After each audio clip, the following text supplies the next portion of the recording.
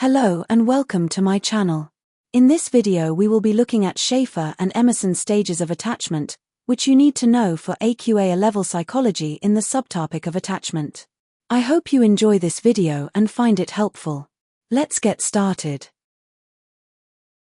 Rudolf Schaffer and Peggy Emerson, 1964, aimed to investigate the formation of early attachments, in particular the age at which they developed, their emotional intensity and to who their attachments were directed to. Schaffer and Emerson conducted a longitudinal study using 60 infants from Glasgow, most from working-class families.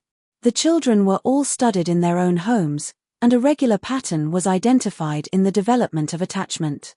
Infants and their mothers were visited at home every month for a year and then again at 18 months. The researchers used techniques such as observations and interviews to gain information from the mothers about their infants' behavior. The mother kept a diary to examine the evidence for the development of an attachment. The following measures were recorded: stranger anxiety, an infant's response to the arrival of a stranger, and the infant's ability to recognize familiar adults. Separation anxiety, an infant's distress level when separated from a carer and the degree of comfort they needed on return. The mother's questions about the different types of protesting behavior their infants showed in 7 everyday separations, e.g. an adult leaving the room, when the infant was put into a cot or when an infant was left with a babysitter. The mothers had to rate their infant's protecting behavior on a scale of 0 to 3, with 0 being no protest and 3 being cries loudly. Social referencing, the degree to which an infant looks at a carer to check how they should respond to something new. 50% of babies showed separation anxiety towards a particular adult, usually the mother, at approximately between 25 and 32 weeks of age. Stranger anxiety was found around 36 weeks of age. Strongly attached infants had mothers who were very attentive, interactive, sensitive to their needs and gave more opportunities for interaction, whereas weakly attached infants' mothers responded less quickly and had fewer interaction opportunities. Within 1 month of first forming an attachment, 29% of infants had multiple attachments to someone else, and by 6 months after the first attachment, this figure was at 78%. At 18 months, 87% of infants had at least 2 attachments. 31% of infants had more than 5 attachments. 39% of infants' primary attachments were not with the main carer. 65% of infants' first attachments were with the mother and only 3% were with the father. 30% of infants had 2 simultaneous first attachments, often mother and father. Patterns of attachment were common to all infants, suggesting that attachments are biologically controlled. Attachments more easily made with those who are most sensitive, recognizing and responding to the infant's needs, rather than the amount of time. Multiple attachments are the norm and of similar quality, which opposes Bowlby's idea that attachments are a hierarchy of one primary attachment. Schaffer says there's no reason why mothering can't be shared between several people. From this information, Schaffer and Emerson developed 4 stages of attachment. The first stage is asocial. This occurs between 0 to 8 weeks. The infant's behavior and responses towards inanimate objects and humans is quite similar, potentially some preference for family, usually with a positive reaction, e.g. smiling. Infants are happier in the presence of adults. Towards the end of this stage, they may begin to show a preference for social stimuli, such as a smiling face, and display more happy behavior. It is during this stage that reciprocity and interactional synchrony play a role in establishing the infant's relationships with others. The second stage is indiscriminate.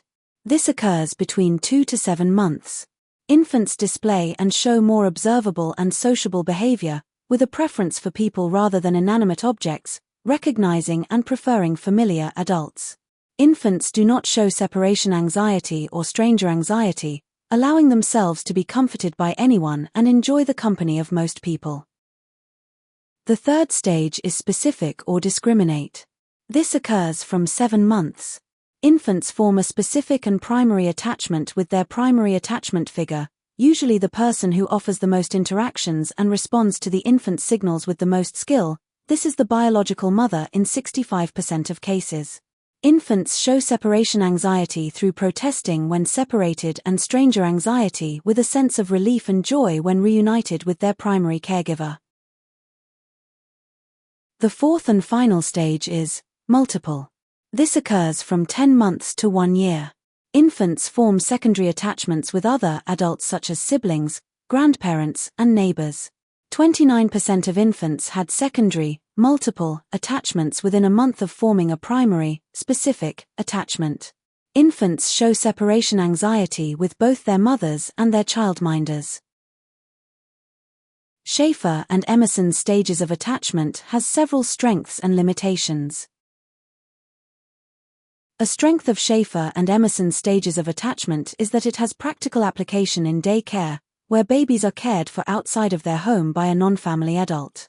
In the asocial and indiscriminate stages of attachment, sending an infant to day care is likely to be straightforward as infants can be comforted by any skilled adult. However, the stages of attachment suggests that starting day care with an unfamiliar adult may be problematic during the specific stage of attachment. This suggests that a parent's usage of a day care center can be planned according to Schaffer and Emerson stages. This is a strength because it indicates that understanding Schaffer and Emerson stages of attachment can guide parents in making informed decisions about utilizing day care services, aligning the timing of day care usage with their child's attachment development stages. A strength of Schaffer and Emerson's stages of attachment is that it has high external validity. Most of the observations, except stranger anxiety, were made by the parents during ordinary activities in their own homes and reported to researchers. Therefore, the behavior of the infants was unlikely to be affected by the presence of the researchers. It is highly likely that the infants behaved naturally while being observed as they were in the natural environment of their home. This is a strength because it indicates that Schaffer and Emerson's study had high external validity as most observations were made by parents during everyday activities in their homes, minimizing the impact of researchers on infants' behavior. The natural setting allowed infants to behave naturally during the study. A strength of Schaffer and Emerson's stages of attachment is that it was a longitudinal study. The infants involved were followed up and observed regularly. The researchers could observe the infant's attachments and attachment processes over a long period of time and not just a split second of the infant's life.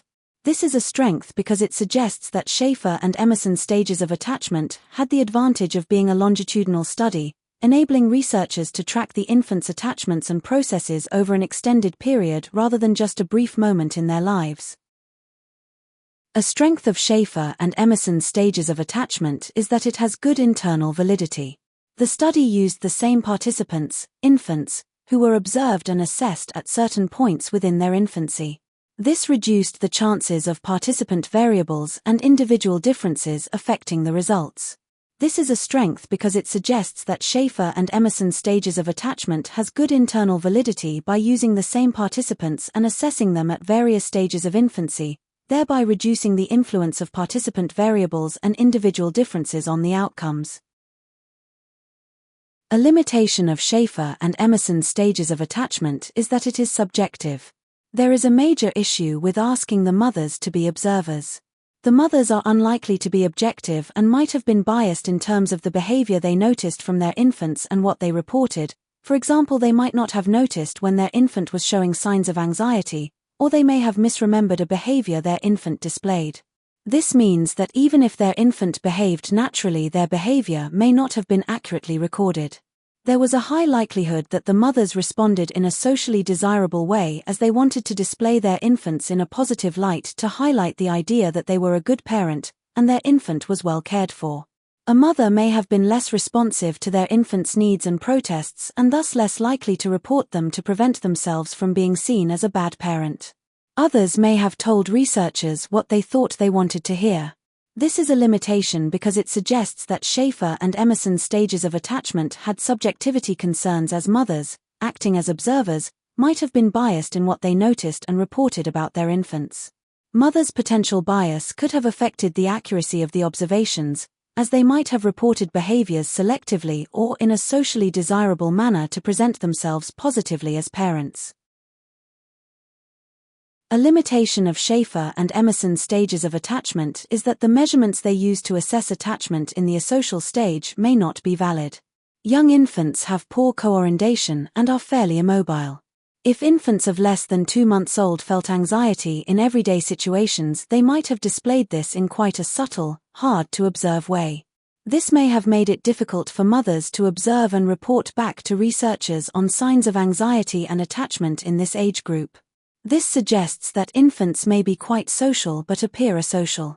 This is a limitation because it suggests that the measurements used by Schaffer and Emerson to assess attachment during the asocial stage may not have been valid for infants under 2 months old. The challenges in observing subtle signs of anxiety or attachment in very young infants could have led to difficulties in accurately capturing their social behaviors during this stage. A limitation of Schaffer and Emerson's stages of attachment is that it suffers from cultural bias. The sample only consisted of infants and mothers from Glasgow, where the cultural social norms are very individualist and Western, and therefore it is more likely that an infant would only form one specific attachment or have one specific primary caregiver as a result of the way in which infants are brought up and raised. Research by Van Liesendorn, 1993, found that in collectivist cultures it is more of a social norm for multiple attachments to form from a very early age.